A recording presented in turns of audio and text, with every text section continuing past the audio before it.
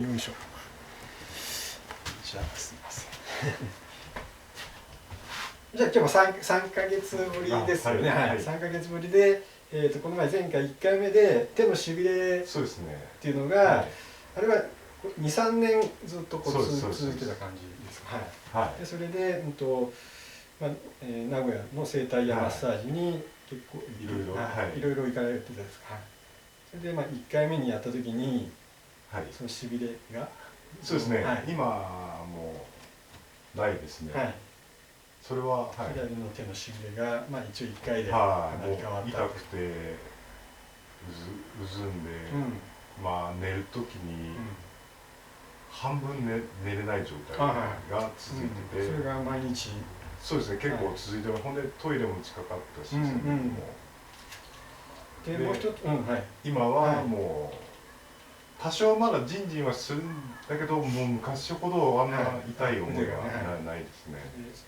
夜も大丈夫ですね、しびれがね。それともう一つ、奥さんからね、こう言われたいびきの問題が随分ひどかったのが、そうですね。ここ来てからその日からいびきはなくなりかけ、もうなかったね。なかったですかね。